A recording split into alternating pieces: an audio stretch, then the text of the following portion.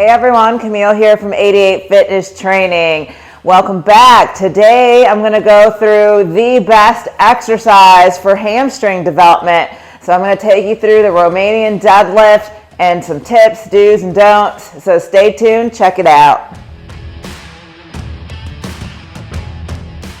So the number one best exercise for hamstring development, if you're really looking to isolate and grow those hamstrings, it's probably going to be a Romanian deadlift. If you've seen some of my other videos about leg development and glutes, you know, that might be a squat, so check out that video. But for this one, if we're talking pure hamstrings, then yes, definitely the Romanian deadlift. So there's tons of different ways you can do this. If you're a beginner to the Romanian deadlift, I recommend just grabbing a set of dumbbells and mastering the form before you move on.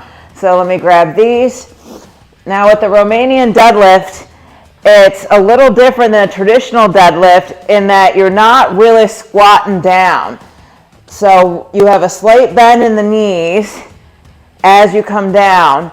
And a good way to picture this is almost like there's a band pulling your glutes backwards. So you're getting that nice deep stretch on the hamstrings. You have that slight bend in the knee as you come down. Whereas on a stiff leg dead, you're just coming straight down like this. The Romanian, you're really getting pulled backwards like that. All right, so a common thing that happens with these, a lot of people have extreme flexibility. So when they're coming down, they can actually touch the floor with their weights. And anytime you're touching the floor with your weights, you're actually unloading the weight. You're unloading the hamstring. And what do me and James always say? Muscle has the most potential for growth when it's stretched, but under load. So if you're unloading by touching the floor on these Romanian deadlifts, you're really taking tension off of that hamstring. So to combat that, there's different things you can do.